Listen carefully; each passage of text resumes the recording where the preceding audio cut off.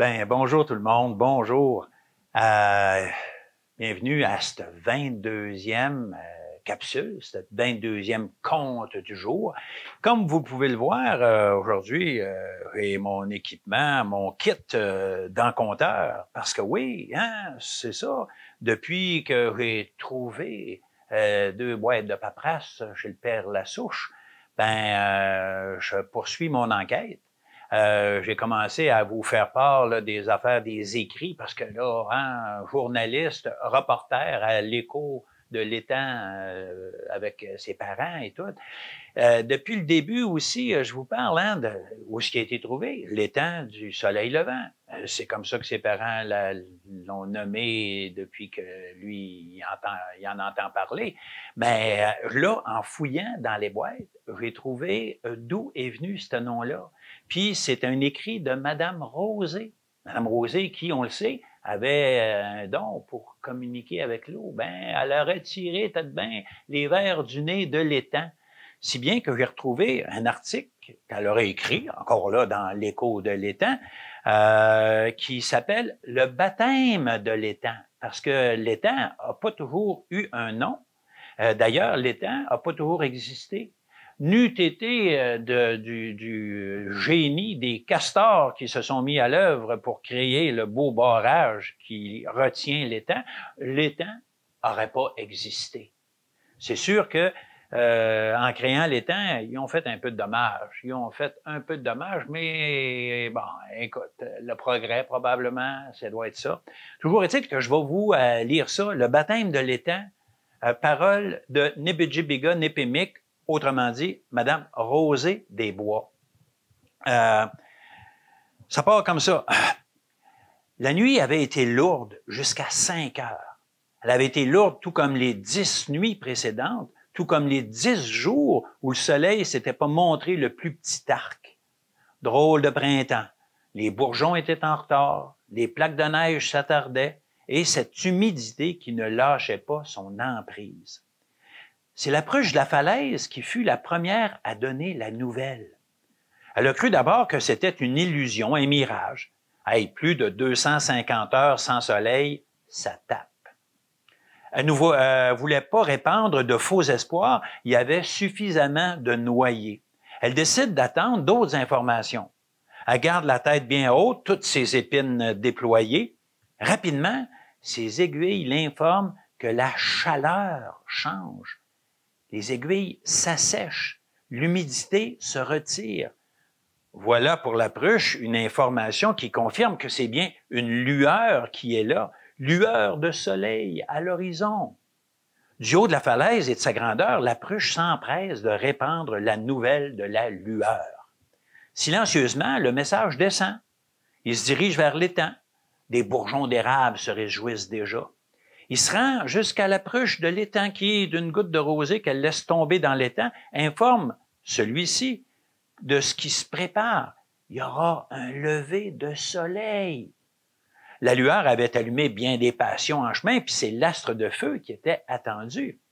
L'étang n'a pas la réaction que la pruche attendait, que tous attendaient, et il se réjouit pas comme eux. Il sent des interrogations qui coulent de partout. Il explique alors qu'il n'a jamais vu un véritable lever de soleil. Bien sûr, le soleil vient toujours éclairer sa surface quand il est là, mais il le fait après avoir répandu sa chaleur. Sa surface sent la lumière bien après qu'elle a senti la chaleur. Pour lui, assister à un lever de soleil, c'est sentir la lumière et la chaleur en même temps. Je sais que vous ne pouvez pas grand-chose, ni moi, c'est géographique et végétal, disait-il. L'érablière qui occupe le flanc est de la montagne lui cause ombrage, que voulez-vous? L'attention étant tournée vers les propos de l'étang, personne n'avait remarqué que la boule jaune était maintenant tout à fait visible pour plus de la moitié de la surface de l'étang. En quelques secondes, ce fut tout l'étang qui fut recouvert de lumière.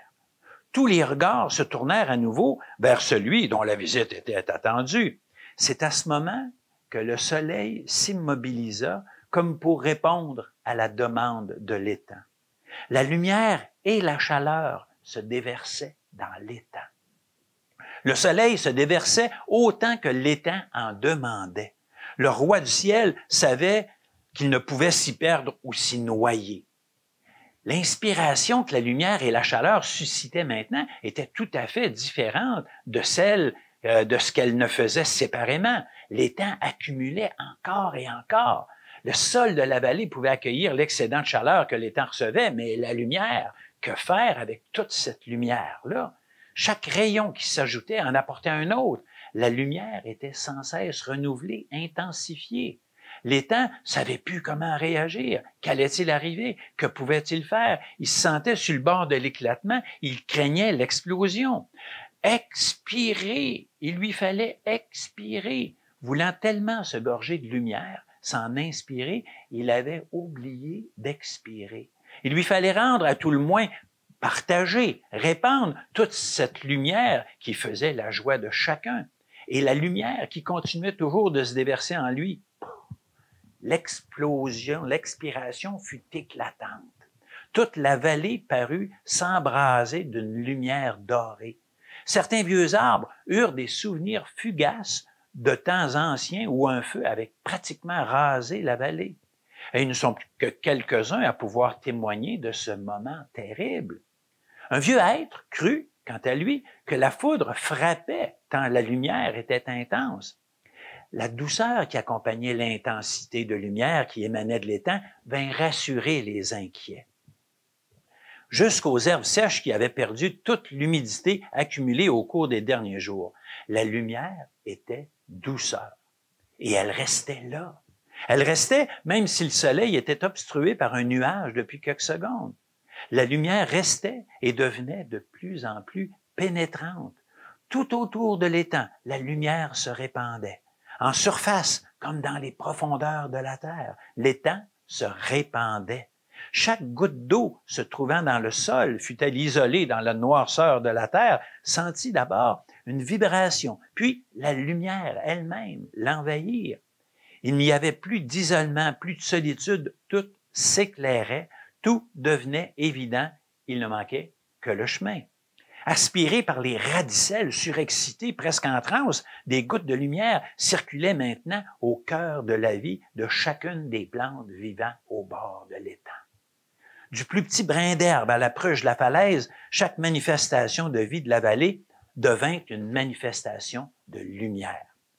En ce matin de printemps, les derniers amas de neige et de glace qui résistaient encore dans certains recoins ombrageux de la vallée se transformèrent. Une partie en eau s'enfonça dans le sol, utilisant une route maintes fois utilisée. Une partie en vapeur s'éleva dans l'air, cherchant à se gorger de cette lumière bienfaisante. Celles qui réussirent formèrent à leur tour un aura, la lumière au-dessus de la vallée. Un aura qui se mit doucement à vibrer. Puis un son se fit entendre, d'abord lointain, puis en mouvement. Un son qui se faisait de plus en plus fort et qui déboucha finalement dans le corridor créé par le ruisseau en amont de l'étang. Un son, un mouvement. Chaque branche, chaque bourgeon, chaque brin d'herbe s'inscrit dans le mouvement, le nourrit, l'enrichit. Peu à peu, l'aura de lumière se disperse au-delà de la vallée dans un chant qui s'élève, un chant comme un grand « Om » auquel tous les habitants de la vallée se joignirent pour remercier le soleil, pour remercier la vie. C'est depuis ce matin d'un printemps perturbé que l'étang porte fièrement le nom de l'étang du soleil levant. Toute la vallée le reconnaît comme l'étang du soleil levant, celui du grand déjeuner. L'étang du soleil levant m'a assuré que depuis ce jour, quand le ciel demeure couvert pour 10 jours, eh bien, au matin du 11e, il a le don, pendant quelques minutes, de répandre une lumière douce et intense sur toute la vallée. Et il s'ensuit un long murmure de « Oum » qui remplit la vallée en guise de remerciement. Signé Rosé des Bois. Eh ben toi, Madame Rosé, oui, hein, le langage de l'eau, quelque chose que le père Lassouche n'avait pas réussi, lui, à maîtriser aussi bien, mais il maîtrise très bien le langage des arbres. Puis, je vais vous revenir avec la suite de son cheminement dans le langage des arbres un peu plus tard. D'ici là, ben écoutez, hein, nous autres, autant là, que nous autres, c'est pas le soleil qui nous manque et tout, c'est le déconfinement, mais ça s'en vient. Un jour, on va pouvoir s'en sortir. D'ici là, vous continuez de respecter les consignes. Elles sont un peu plus élargies, mais il faut les respecter quand même si c'est difficile. Puis moi, ben, je continue de compter pour vous, puis je compte sur vous. Donc, on se revoit demain. Au plaisir.